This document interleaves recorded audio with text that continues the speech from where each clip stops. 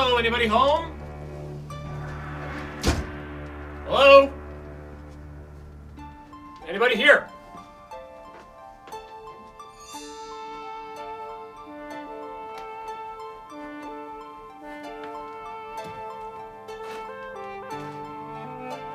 What happened to the T-Rex that used to be here?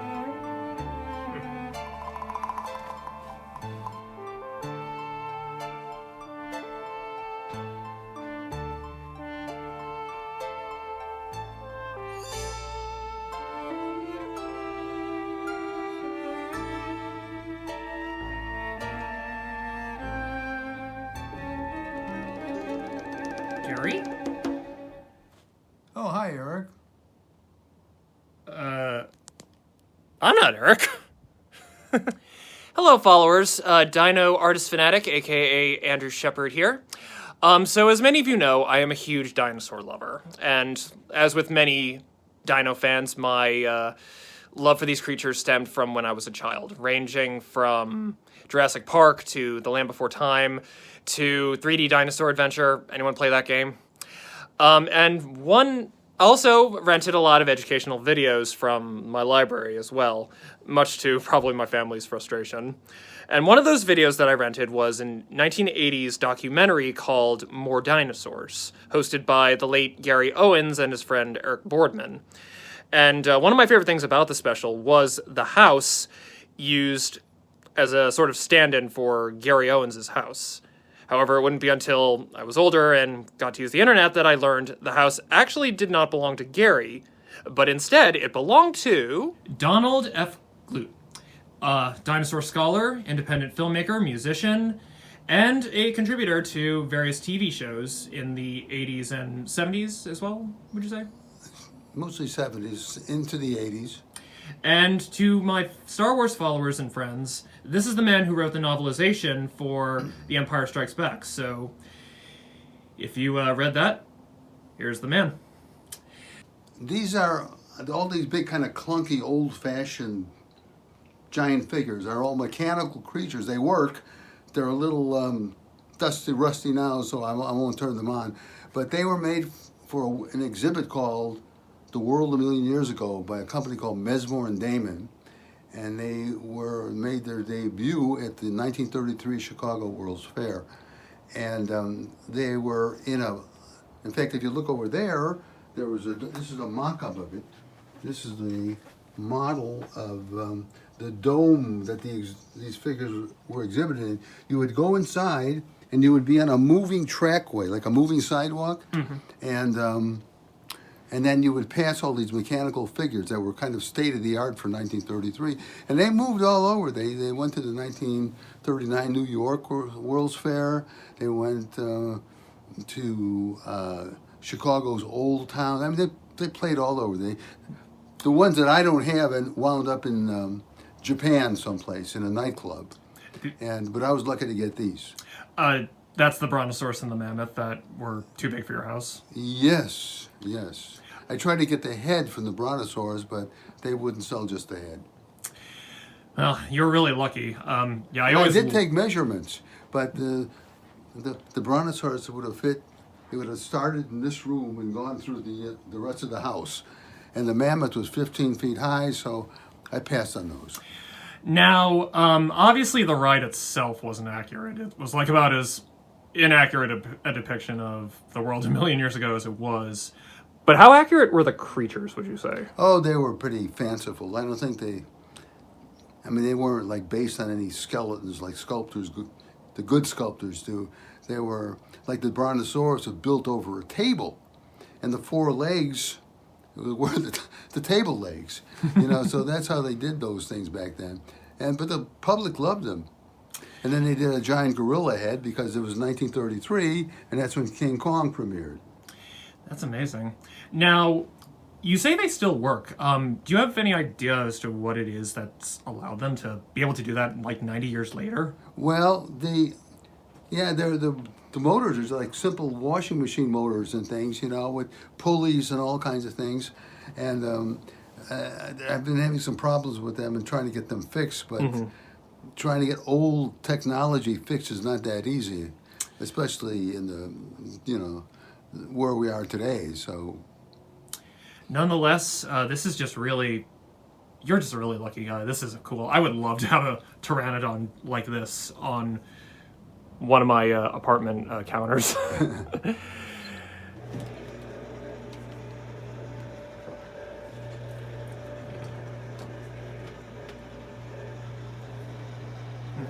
and it takes sometimes, a long time to get them warmed up and started.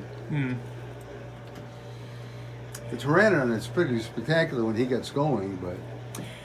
Now, I do remember from that, watching a newsreel clip of the pteranodon, and it showed its head was like going up and down. Yeah, and the mouth was opening and closing.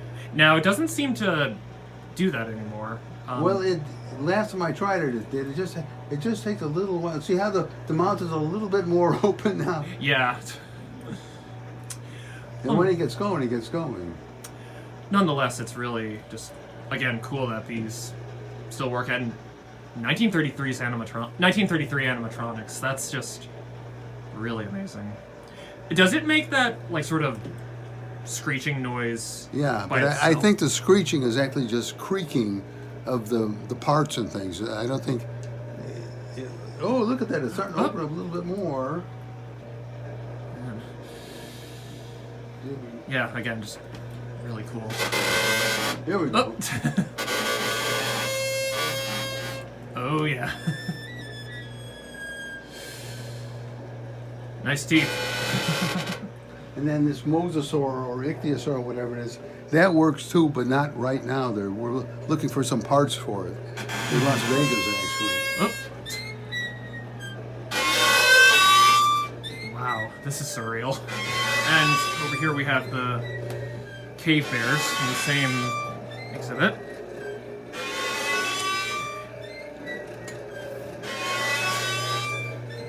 I imagine the real cave bears would have been a lot taller. This guy actually had a mechanism on the bottom that made him swing out at the visitors, but that took up, like half my room here, so I disconnected that. So now I want to talk about the models you see here on this shelf. One of the dinosaur figures series that my dad collected when I was a kid, and which I've continued collecting now, are figures from the Carnegie collection, which... yeah, there are a lot of those here. They're all kind of mixed up, so it's hard to really pick anything out of anything that's special. Nonetheless, I'm finally seeing for the first time a few models that I've never seen in person, and I just always liked the detail on these guys, including, like, the older ones. As a matter of fact, one that I would like to highlight is this Carnotaur right here. He goes for super big bucks on eBay, and I was lucky enough to find one in a set being sold locally on Facebook Marketplace for $30 altogether, so that was a lucky find. Still trying to find this guy, but he's always going for big on eBay. They had quite a few of these in the gift shop at the Los Angeles Museum. I don't know if you checked that out. They don't have them anymore. They discontinued the set, I think, in 2015. And another one I would like to highlight, not exactly a Carnegie figure, but this rearing Diplodocus figure from the Boston Museum of Natural History. I was so close to getting that in a set I also saw on Facebook Marketplace for $10. Like, this close, and someone beats me to it. Well, I was lucky because the Natural History Museum of Los Angeles County, where I'm a volunteer, their gift shop for a while was getting everything. And I got most of this stuff there. Yeah, and this is just something I observed at the American Museum, where I've been to a few times in my life. The dinosaur souvenirs nowadays aren't nearly as iconic as they used to be. You know where I got that big T-Rex? Where? Look at that, all those cobwebs up there. I got that at a swap meet in Las Vegas. Damn. I got actually several dinosaur figures at that swap meet. Just walking around, and there, one of the vendors had these things hanging up on the wall. I immediately bought them. I'm pretty big with flea markets too, so that's where most of my dinos come from. Actually, while we're on the subject, I know as a kid you said that you always wanted to have your own dinosaur park, but did you also always want to have like your house decorated with dinosaur stuff? Well, that's an interesting story. The cats have been walking around up here again. When I was married years ago, if I wanted to get something like a dinosaur figure or something, first I would have to ask my wife, can we afford it? And then where is it going to go? And it usually either went in my office or the garage. The rest of the house was hers to do whatever she wanted with. And then we got divorced, and I moved into this house.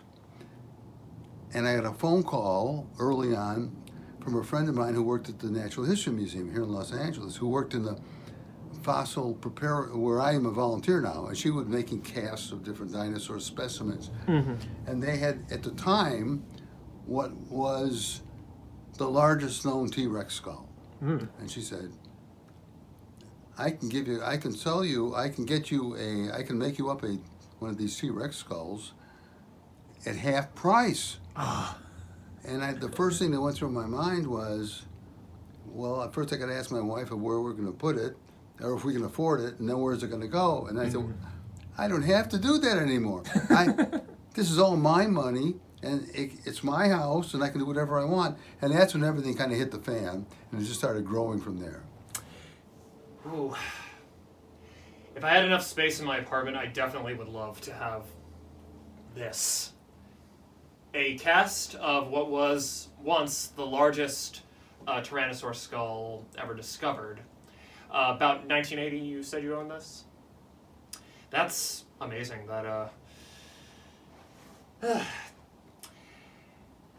Well, and as Gary Owens did, I'm gonna try sticking my head in here. Ooh, this feels kind of grisly. Okay. Boy, were these 6-inch jobs something to truly reckon with. So this skull you see here is the very first item that we see at the start of More Dinosaurs. However, the funny thing is, it's not even a dinosaur, correct? No, it's a mammal. It's a coyote from the La Brea tar pits. So it's prehistoric, it's extinct, but it's not a dinosaur. Yep, I always had a sneaking suspicion that wasn't a dinosaur, but it was always really cool seeing the blue light sticking up on that thing. There's the Tyrannosaurus that, I believe it's the Tyrannosaurus that Eric touches as he's coming down into the the den. Yeah, that thing looks really badass. I have some of these guys here, thanks to a theater friend who was giving some old dinosaur stuff from a friend. Yeah, these are ultra rare, but they're really cool. And just all these like individual books that are all about prehistoric life. I'm a very slow reader, but just like to have all these on a shelf would just like be really, really amazing.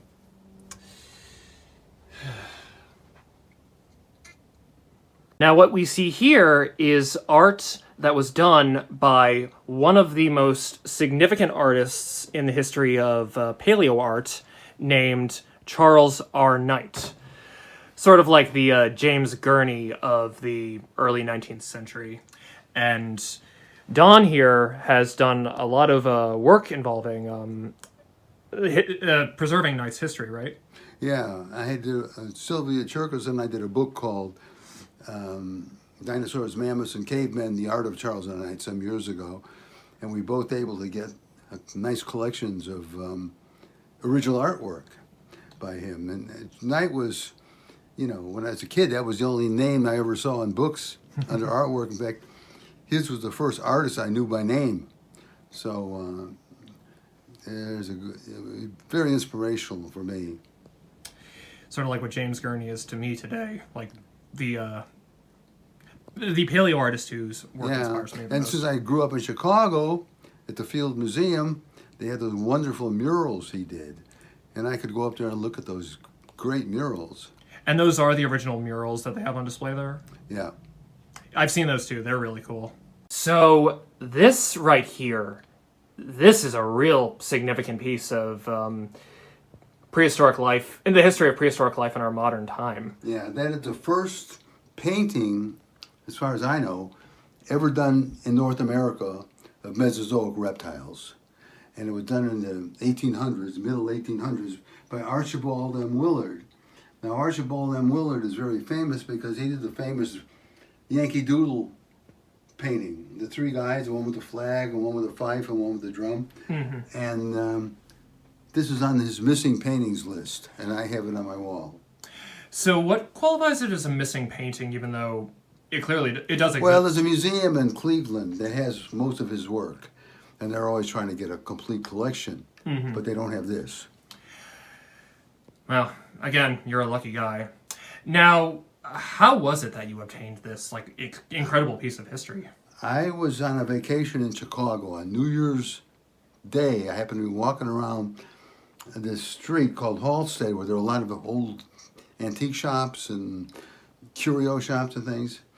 And I used to bug those people. Any dinosaur stuff, because I was always looking for World's Fair things, and they were getting kind of tired of hearing from me asking that question.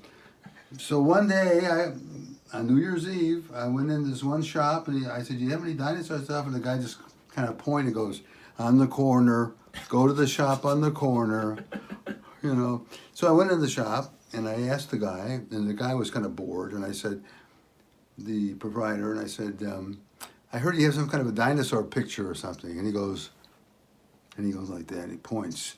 And he wanted to get, I said, "Well, how much do you want for that?" You know? And he said, "Well, I want $500, frame included." Woo! I would have paid a lot more. And he said, "But it's New Year's, and I want to get ready to go to a party. For $450, it's yours." And I wrote him a check immediately. And there it is. That's amazing. One of my favorite pieces, well, group of things that you have here in your collection are some of these really valuable looking ceramics. There's just something about the way they shine that really just... Well, I'll tell you, you haven't seen these yet then. Come here. Okay. These I love because they're from the early to mid 1950s. Ooh. Wait, there's a light I can...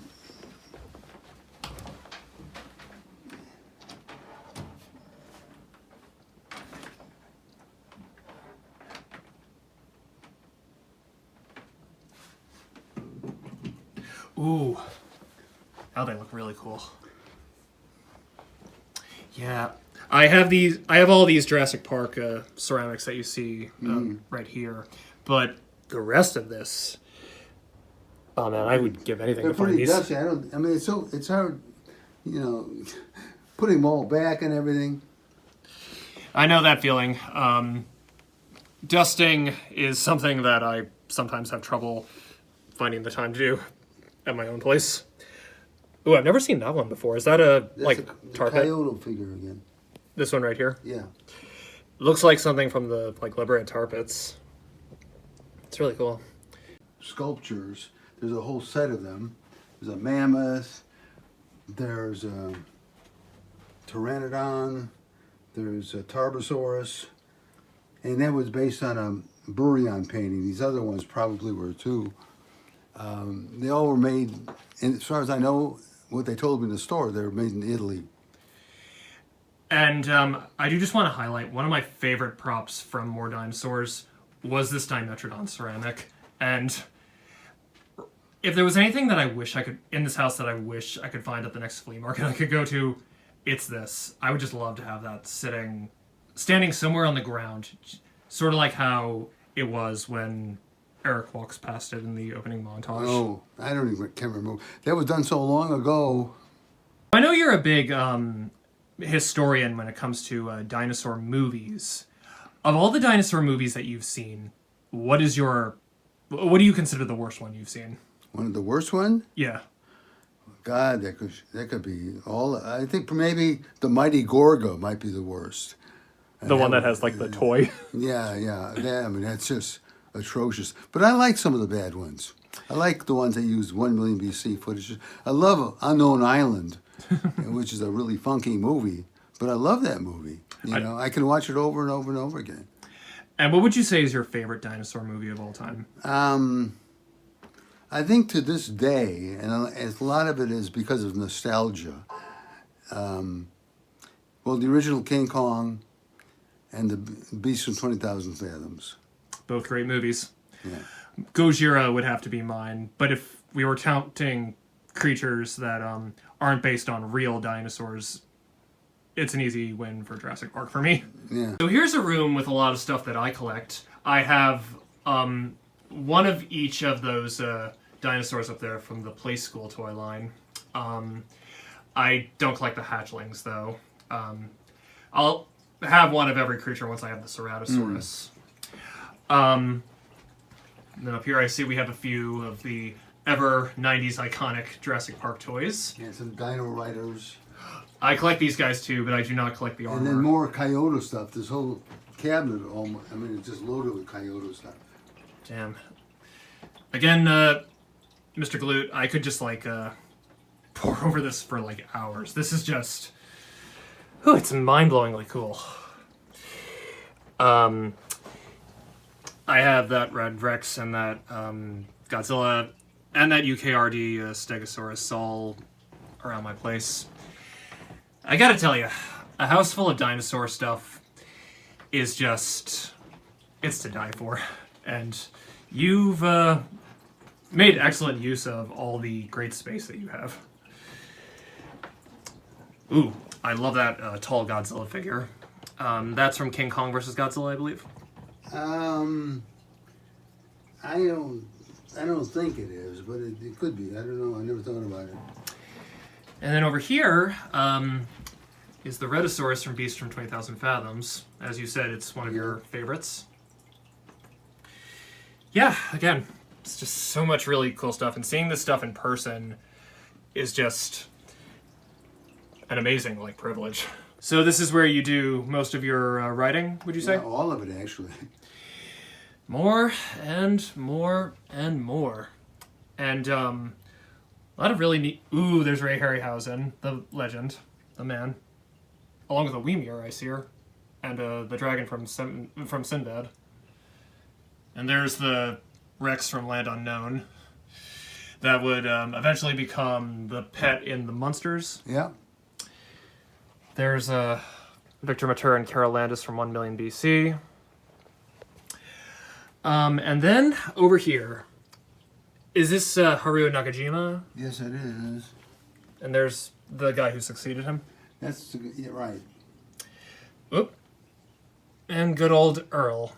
And I see there's looks like Bill Beretta's signature. I can't remember his name. I couldn't make it out, but I knew. I met his wife at a party, and she got me the photo. He did the voiceover. Yep. Oh, and here's Caroline Munro. Yep. And that's the guy from Golden, correct? Yeah. Yeah, it's really cool. And what is this skull of? That is a mosasaur skull, a cast, and I got these all from that same woman. The same one? Mary O'Donnell, yeah. She had the contracts for various specimens, and she would sell them to me for half price, so I couldn't resist. Again, I've said this several times, but you are a lucky guy. And here's some of the stuff you've written. Yeah. All the books you see in this room, pretty much, except the Frankenstein Dracula shelves over there, are things I wrote. Same with here and there. Oh. I'm running out of space. Oh, I do collect these guys. I have most of the ones you see here. A lot of these guys are ultra rare. Yeah, again, just... Oh, there's a T-Rex trophy head. Oh. Not that it does much good. There's the old Millers up there. I've never seen any of these guys in the wild. Are those from the... What decade are these from? What decade are these guys from? They were sold in 10-cent stores when I was a kid. And I think they were 39 cents a piece or something like that. Now they're hundreds of dollars. When I was a kid, I went to a park in South Dakota called Dinosaur Park, and I always wanted my own dinosaur park. So now I've got one. And most of these were made in the Philippines. see I'm running out of room here. I'm running out of space. But this is my backyard. Well, it's definitely some space that's well used. I mean, if I had a backyard right now, I definitely would want something like this myself. Anyone watching who grew up with More Dinosaurs remembers at the end of the special, Gary and Eric try to sneak out the back way to escape the T-Rex with 4 fingers. And Gary says, "Eric, I don't have a basement." Well, here's your chance to find out the truth about this house having a basement or not. I don't have a basement either. I had one in Chicago, and I grew up as a kid. It's one of the only things I miss from Chicago is the basement. It's like having a separate house. Think about all the stuff I could put in that basement.